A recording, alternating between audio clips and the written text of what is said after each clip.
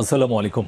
বাংলা সংবাদে আপনাদের সবাইকে স্বাগত জানাচ্ছি। আমি ফিরোজ তোহা। শুরুতেই বিআরবি কেবলস সংবাদ শিরোনাম। পুরোদমে ইরান ইসরায়েল ভয়াবহ যুদ্ধ চলছে, আর এই মুহূর্তে আমাদের হাতে এসেছে যুদ্ধের সবথেকে গুরুত্বপূর্ণ, সবথেকে তাজা আপডেট সংবাদ। প্রথমেই আপনাদের জানাবো, তেল আবিব এবং জেরুজালেমে বিশাল বিস্ফোরণ, ফের ইসরায়েলে ভয়াবহ হামলা চালাচ্ছে ইরান। ইসরায়েলকে লক্ষ্য করে ফের ব্যাপক হারে হামলা শুরু করেছে ইরান। রাজধানী তেল আবিব ও ফিলিস্তিনের অধিকৃত জেরুজালেমে বিকট বিস্ফোরণের শব্দ শোনা যাচ্ছে। আজ মধ্যরাত থেকে এই হামলা শুরু করেছে ইরান, খবর রয়টার্সের।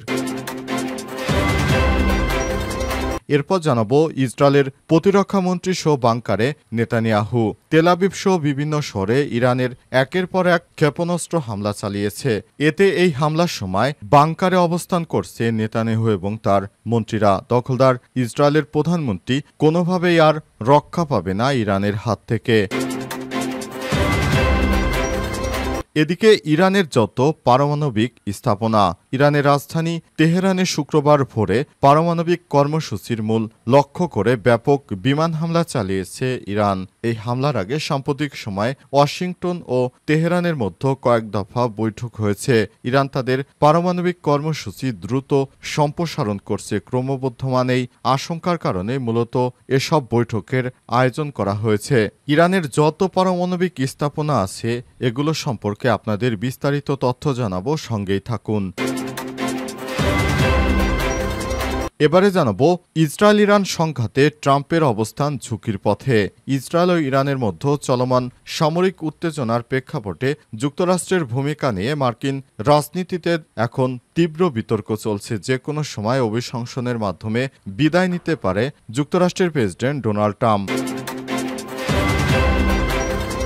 এবং সর্বশেষ জানাবো, জাতিসংঘে মার্কিন প্রতিনিধি বললেন, যুক্তরাষ্ট্রকে লক্ষ্যবস্তু করলে ইরানের পরিণতি হবে ভয়াবহ।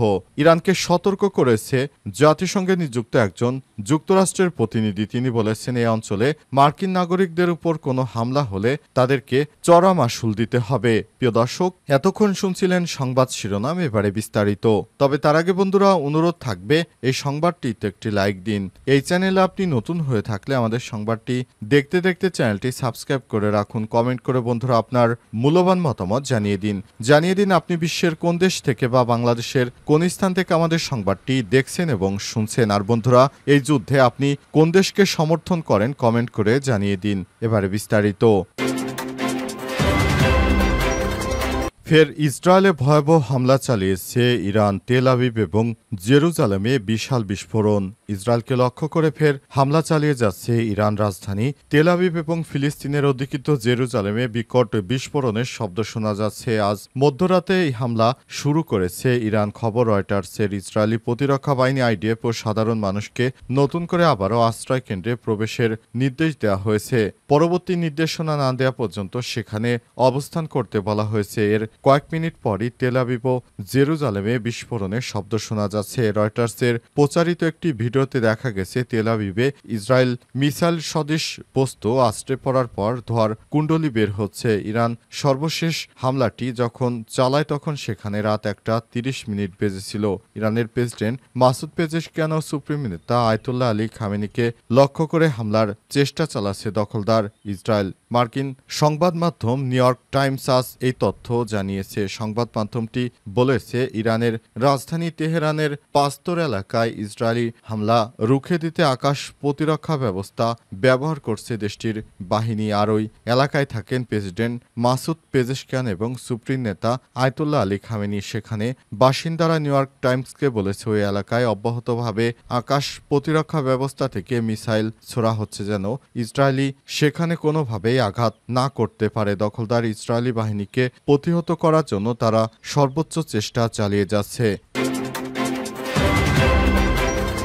ইসরায়েলের প্রতিরক্ষা মন্ত্রী সহ ব্যাংকারে নেতানিয়াহু। তেল আবিব সহ বিভিন্ন শহরে ইরান একের পর এক ক্ষেপণাস্ত্র হামলা চালিয়ে যাচ্ছে। আজ রাতে এই হামলার সময় বাংকারে অবস্থান নেয় ইসরায়েলের প্রতিরক্ষামন্ত্রী ইসরায়েল কার্তস সহ প্রধানমন্ত্রী বেঞ্জামিন নেতানিয়াহু। তার সঙ্গে রয়েছে নিরাপত্তা বাহিনীর প্রধান ও উচ্চ পদস্থ মন্ত্রীরা। ইসরায়েলের সংশ্লিষ্ট কর্মকর্তার বরাতে খবর জানিয়েছে সিএনএন। ওই কর্মকর্তা সিএনএনকে বলেছে, ইরানের প্রতিশোধমূলক ক্ষেপণাস্ত্র হামলা শুরুর পরপরই প্রধানমন্ত্রী বেঞ্জামিন নেতানিয়াহু একটি বাংকারে ঢুকে যান। সঙ্গী হন প্রতিরক্ষা মন্ত্রীরাও। তারা সেখানে বসে সামগ্রিক পরিস্থিতি জরুরি মূল্যায়ন করছেন।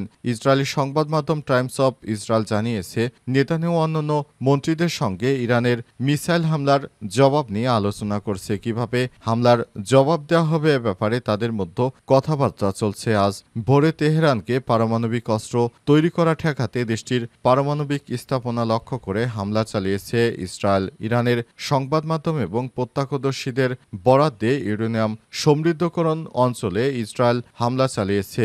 ইসরায়েল এই হামলাকে রাইজিং লায়ন নাম দিয়েছে। ইসরায়েলের এই অভিযানে বেশ কয়েকজন জ্যেষ্ঠ ইরানি সামরিক ব্যক্তিত্ব এবং পারমাণবিক বিজ্ঞানী নিহত হয়েছে বলে জানা গেছে। ব্রিটিশ সংবাদ মাধ্যম বিবিসি জানিয়েছে, ইসরায়েলের এই হামলায় ইরানের সশস্ত্র বাহিনীর প্রধান মোহাম্মদ বাগেরি নিহত হয়েছে। হামলায় ইরানের ইসলামী বিপ্লবী গার্ড বাহিনী আইআরজিসির প্রধান হোসেন সালামিও নিহত হয়েছে। এছাড়াও প্রাণ হারিয়েছে খতম আল আম্বিয়া কেন্দ্রীয় সদর দপ্তরের কমান্ডার গোলাম রশিদ। হামলায় নিহত হয়েছে পারমাণবিক বিজ্ঞানী এবং ইরানের পারমাণবিক শক্তি সংস্থার সাবেক প্রধান ফেরেদুন আব্বাসি। আজ ভোরে ইরানের বিভিন্ন জায়গায় ব্যাপক হামলা চালাচ্ছে দখলদার ইসরায়েলি বাহিনী। তারা ইরানকে শেষ করে দেওয়ার জন্য বিভিন্ন চক্রান্ত আঁটছে। ইরানের যত পারমাণবিক স্থাপনা। ইরানের রাজধানী তেহরানে শুক্রবার ভোর রাতে পারমাণবিক কর্মসূচির মূল কেন্দ্র লক্ষ্য করে ব্যাপক বিমান হামলা চালিয়েছে ইসরায়েল। ওই হামলার আগে সাম্প্রতিক সময়ে ওয়াশিংটন ও তেহরানের মধ্যে কয়েক দফা বৈঠক হয়েছে। ইরান তাদের পারমাণবিক কর্মসূচি দ্রুত সম্প্রসারণ করছে। ক্রমবর্ধমান এই আশঙ্কার কারণে মূলত এসব বৈঠকের আয়োজন করা হয়। 2015 সালে 6 প্রভাবশালী দেশ ও ইউরোপীয় ইউনিয়নের সঙ্গে ইরানের পারমাণবিক চুক্তি হয়। ওই চুক্তিতে ইরানকে পারমাণবিক কার্যক্রম সীমিত রাখার শর্ত দেওয়া হয়। বিনিময়ে দেশটির উপর থেকে পশ্চিমা নিষেধাজ্ঞা শিথিল করার প্রতিশ্রুতি দেওয়া হয়। কিন্তু 2018 সালে যুক্তরাষ্ট্রের তৎকালীন ও বর্তমান প্রেসিডেন্ট ডোনাল্ড ট্রাম্প একতরফাভাবে চুক্তি থেকে তার দেশকে প্রত্যাহার করে নেয়। এরপর থেকে ইরান তাদের পারমাণবিক কর্মসূচি উল্লেখযোগ্যভাবে জোরদার করেছে বলে মনে করা হয়। তবে ইরানের পক্ষ থেকে শান্তিপূর্ণ উদ্দেশ্যে ইউরেনিয়াম সমৃদ্ধকরণের কথা বলা হয়েছে। জাতিসংঘের আন্তর্জাতিক আণবিক শক্তি সংস্থা ইরানের মোট সমৃদ্ধকরণ ইউরেনিয়ামের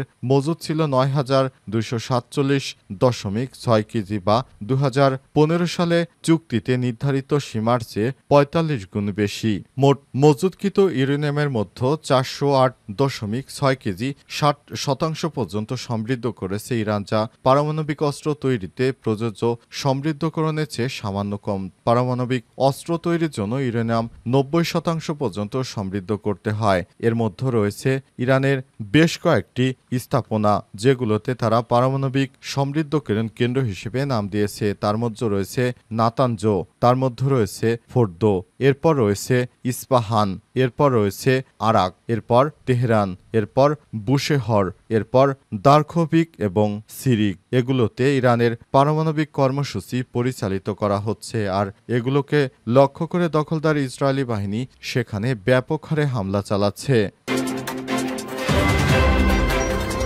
ইরান ইসরায়েল সংঘাতে ট্রাম্পের অবস্থান ঝুঁকির পথে। ইসরায়েল এবং ইরানের মধ্যে চলমান সামরিক উত্তেজনার প্রেক্ষাপটে যুক্তরাষ্ট্রের ভূমিকা নিয়ে মার্কিন রাজনীতি যখন বিতর্ক চলছে, তখন প্রেসিডেন্ট ডোনাল্ড ট্রাম্পের অবস্থান ক্রমশ জটিল হয়ে উঠছে এবং রাজনৈতিকভাবে ঝুঁকিপূর্ণ হয়ে উঠেছে। অবস্থায় ট্রাম্পের গদি ঠেকানো খুবই দুরূহ হয়ে পড়েছে। দখলদার ইসরায়েলি বাহিনীর পক্ষ নিয়ে ট্রাম্প নিজের দেশ যুক্তরাষ্ট্রের সাধারণ জনগণের কাছে খুবই খারাপ পজিশন পেছনে রয়েছেন। ট্রাম্প বর্তমানে যেসব কর্মকাণ্ড পরিচালনা করছে সেগুলো অত্যন্ত ঘৃণিত কাজ।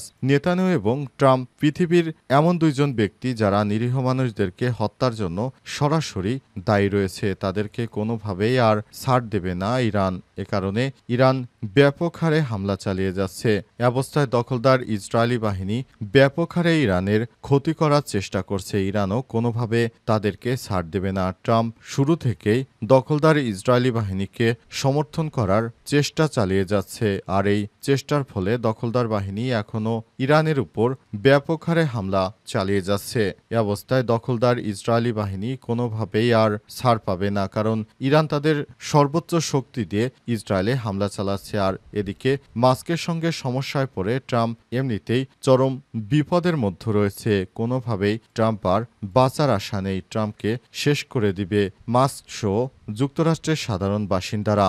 দখলদার ইসরায়েলি বাহিনীকে কোনোভাবেই আর ছাড় দিবে না ইরান। এ অবস্থায় যেভাবে তারা হামলা চালিয়ে যাচ্ছে সেটি সত্যি খুবই চিন্তার বিষয়, কারণ এই যুদ্ধ থেকে তৃতীয় বিশ্বযুদ্ধ লেগে যাওয়ার সম্ভাবনা তৈরি হয়েছে।